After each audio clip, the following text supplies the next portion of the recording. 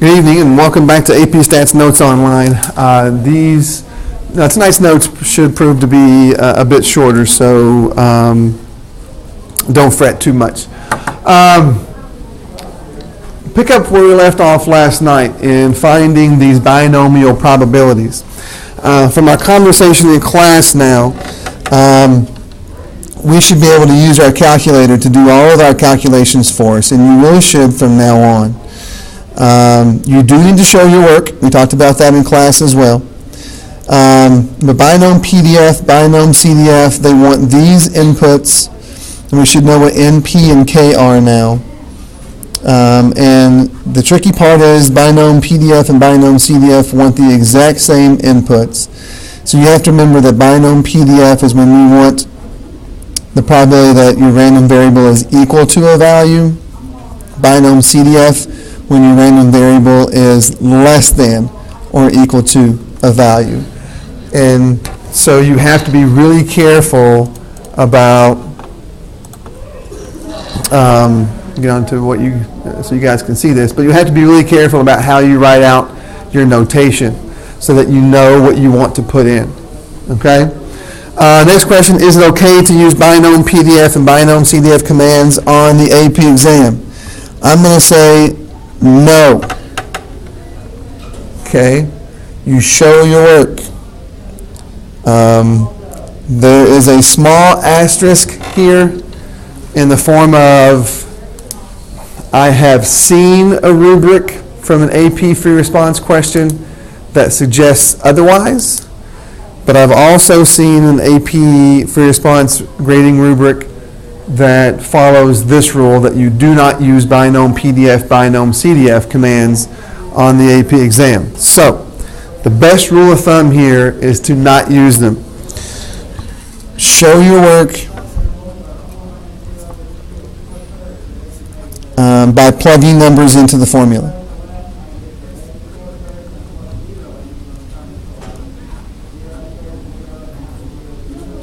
Okay?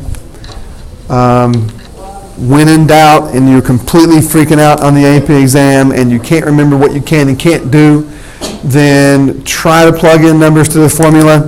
If it's not working out, you're not confident in what you've put in there, then off to the side, if you want to put in binom PDF or binom CDF and then the numbers that you plug in into these parentheses, then you need to label those numbers, right? So for example, if you write in binom PDF, I don't want to do it here. I'll do it up here. If you write in binom PDF and it's like 20.3 and 7, then you need to make sure that everyone knows that you know that that's N, this is P, and this is K. But do not do it. Okay, I know I'm sort of contradicting myself a little bit, but plug the numbers into the formula the way that we talked about in class. First term, last term with the ellipsis if you need to, or just show plugging in to the formula the one time if we're doing an equals to. Okay? But show your work with the formulas. The formula is in your formula packet. That shouldn't be a big problem for you to find that. And maybe we can talk about that a little bit in class. Okay? All right. How can you calculate the mean and standard deviation of a binomial distribution? Again, a binomial random variable is a discrete random variable. So it is entirely possible that you can come up with the probability distribution. Okay? So you have your values, your possible values for your variable, and then all the probabilities that go along with those values. And the way that we calculate the mean for a discrete random variable is to take the value times its probability for each value and then add those guys together, right? The issue there becomes if the number of possible values for your binomial random variable is really, really big, right? For example, one of the previous examples talked about randomly selecting 100 babies and seeing how many of them are female. Well, those possible values go from 0 all the way up to 100, and I don't want to go find the probability for each of those, so I can use that discrete random variable formula, right? So without a whole lot of fuss or where this comes from, I'll simply say this. To find the mean for a binomial random variable of a binomial distribution, it's simply the number of trials times the probability of success. That's it. Okay? The standard deviation is the square root of the number of trials times the probability of success times the probability of failure, right? 1 minus p. Okay? Now, these two formulas are in the formula packet also, your blue formula packet. They'll also be on the packet that you'll get for the AP exam. So you'll be able to find them. You should know what n means now, and you should know what p means now, so that shouldn't be any problem using these formulas. If you are a big y person like I am, page 391, there's a Think About It section that is beautifully written to tell you exactly where those two formulas come from. I highly encourage you to go read that section, and then if you want to discuss it, we can at some point. I'm not going to worry about where they come from, just be able to use them. Okay, so for example, if x is the number of doubles in 4 rolls of 2 dice, calculate and interpret the mean and standard deviation of x. Okay? So to find the mean, we want the number of trials. Well, we're doing 4 rolls. Right? So we can come over here and say x is a binomial random variable.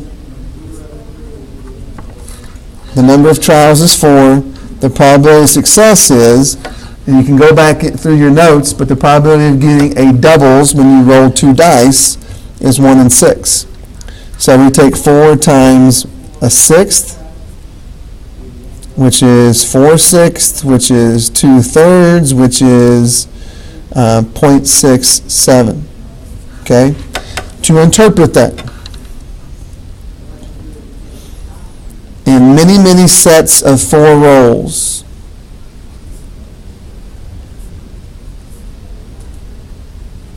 in many, many sets of 4 rolls of 2 dice,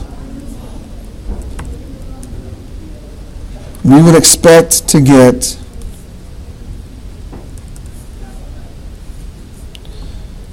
approximately 0.67 doubles.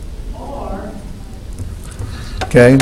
Now, obviously, you can't get 0.67 doubles, but that's what the mean tells us, right? Now, standard deviation, again, no problem.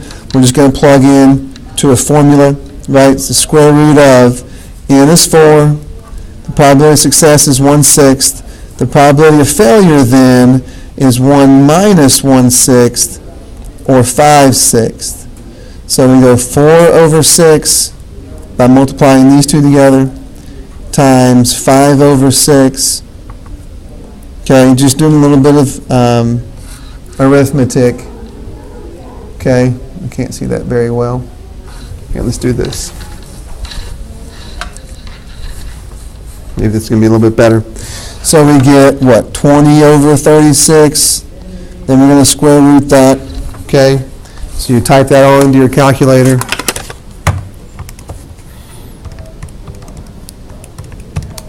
And you get 0.745. Okay? This means that on average,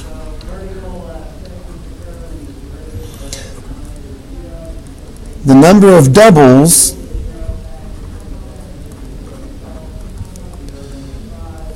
that you will get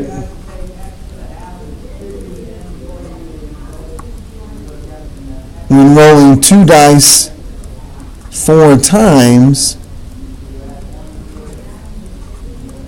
will differ from the mean by 0.745. Okay? On average, the number of doubles that you will get when rolling 2 dice 4 times will differ from the mean by 0.745. That's your textbook sort of interpretation of standard deviation. Okay? All right. The next thing you need to understand is, and this comes from trying to apply statistics in a real life situation, right? Now this section pertains to the normal approximation to a binomial random variable. This isn't something that we have to worry about so much. And I'll tell you, I'll talk to you about the parts that we're going to sort of skip through here. There are circumstances to where a normal curve becomes a pretty good approximation to your binomial distribution, right? Binomial is a discrete random variable. Typically, we do not let a density curve model that distribution. But there are circumstances when a normal curve will fit a binomial distribution pretty well, and so we can use our normal calculations to find our probabilities as well as our binomial calculations. They end up sort of being the same thing.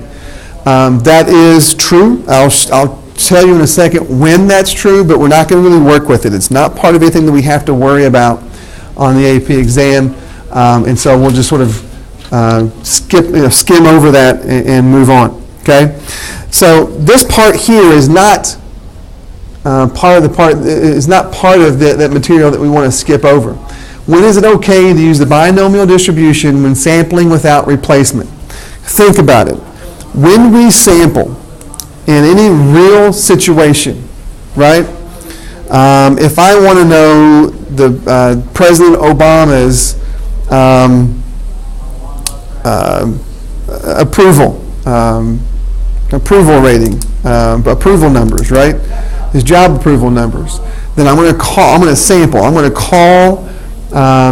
10,000 people and ask them, is he doing a good job or not? And it's a little bit more scientific than that, but that's basically what we do, okay? Here's the thing. If I think he's doing a good job, and they call and talk to me, and I say, yep, doing a good job, then they're not going to put my name back in the hat to be sampled again, to be drawn again, and then come ask me again, right? So we're sampling without replacement. I'm out now, right? I represent one of the however many people out there think he's doing a good job. Once you take me out, the probability of the second person thinking that he did a good job changes. And so those two trials are no longer independent. And that's one of our conditions, right? Our trials have to be independent. And it sort of ties into the probability of success has to be the same for each trial. There are times when those two things can be different, but they sort of very often will go hand in hand. So in a real life situation, we're not going to sample an individual and then put them back in the group to be sampled again. It just doesn't make any sense. So does that mean that the binomial setting will never be satisfied and we should never use the binomial calculations? No, it doesn't. And here's why. So when is it okay to use the binomial distribution when sampling without replacement? Let's go back to a deck of cards, right? I'm going to shuffle a deck of cards, and what's the probability of me pulling the top card and it being red, right? Out of a deck of cards. What's the probability of getting a red card the first time? Well, half, right? 26 out of 52. So 0.5. If I pull a card out and it's red, then what's the probability of the second card being red given that the first card was, right? I'm not going to put that first card back in the deck. I'm going to set it off to the side. Okay? So what's the probability of getting a red card the second time, knowing that the first card was red? Well, there's now one fewer red card in the deck, so 25. And now there's one less card in the entire deck, so out of 51. You divide 25 by 51, and that probability is 0.49. It's actually 0.4902. Okay? So, are these two probabilities really that different? Okay? And this is a sort of a small population and sample, so it's a little tough to see this. The book goes through this in a different situation that makes a little bit more sense as far as they're pulling from a larger population. But anyway, work with me here, right? There's not really that much of a difference. If we can keep going down through this, what's the probability of the third card being read if the first two were, right? Well, the probability of the third card being read, knowing that the first two were, would be 2 less than 26, which is 24, 2 less than the entire deck, which is 50. Now it's 24 divided by 50, and it's 0.48. So the probability of that next card being read is going to continue to go down. But what we say in statistics is, it's not really that different, so we're okay, right? We understand that we have to sample without replacement. That's just the realistics. That's just some realism setting in there, right? That's just the practicality of what we do when we sample something. So the real question is, does the probability change that much when I do not replace after I've sampled something? And the answer to that is very often it doesn't. It doesn't change enough to where it makes that much of a difference. Well, what if I know the probability of the sixth card being read, right? So the sixth card is read knowing that the first 5 were. So I've got 5 less red cards here. So I've got a 21 out of 5 fewer cards here, which is 47. And that probability is 21 divided by 47 is now 0.447. And so compare that to the original probability of a red card. It's starting to get lower and lower and lower, and to the point where the probability of that sixth card being read is a lot lower than the probability of the first card being read. And so now our probabilities are starting to change enough. Our success rate is starting to change enough that it will make a marked difference in our calculations. Okay? So what does that boil down to? So at some point, we have to understand that, okay, our probability of success is changing so much that it no longer makes sense to use a binomial distribution or a binomial calculation. Okay? So what does that mean? When is it okay to use the binomial distribution with sampling without replacement?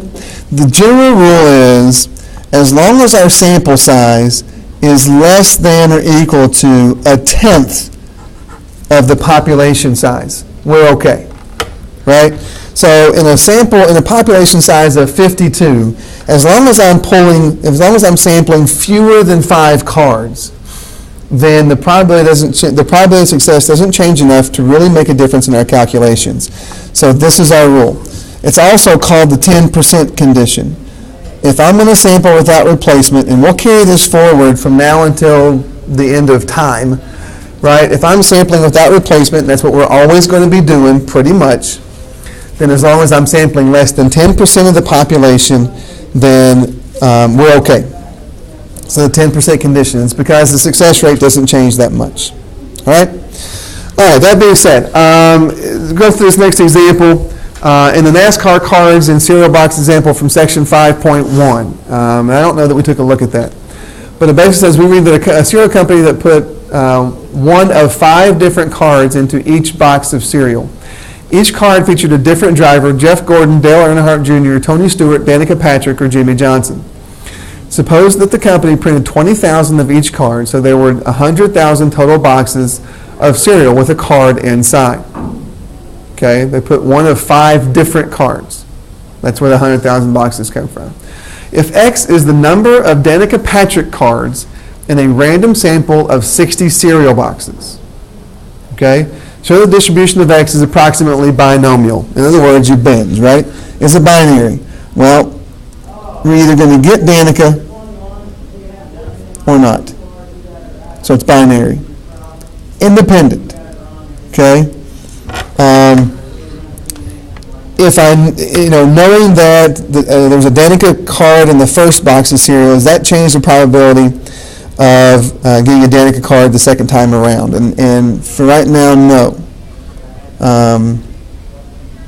Sorry. So right now that does not affect the probability, so yes, these are independent trials. Is the number of trials set? Yeah. 60 trials. Okay.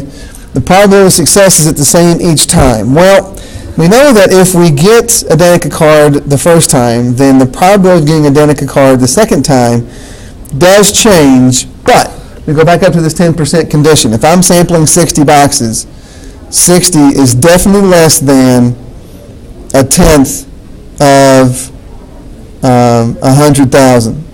A tenth of 100,000 is 10,000, and so 60 is definitely less, and so the probability of success doesn't change that much to really make that big a difference. So Ben's checks out, okay? In the random sample of 60 boxes, what is the probability of getting less than 7 Danica Patrick cards? So if X is the number, well, it's already defined up here. X is the number of Danica Patrick cards, and it's binomial, with N being 60 and P being one of 5 different cards into each box's serial. So the probability of success is 0.2. Okay? So the probability that in 60 boxes we get less than 7 Danica cards. Less than 7. Right? Means that I actually want, instead of being less than 7 is the same thing as the probability of getting less than or equal to 6. Since this is discrete, it's the same probability that way. So I want to do this instead. Okay? That means I've got to find the probability of X being 0, and then add to it the probability that X equals all the way out to 6.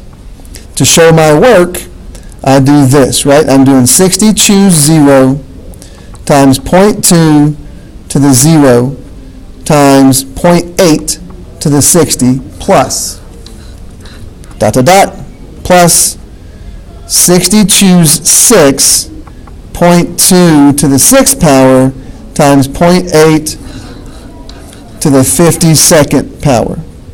I want to show my work that way, and then I want to say, forget it, I'm using my calculator, right? So now I'm going to do second distribution, second vars, going to binom CDF, because we're doing less than or equal to.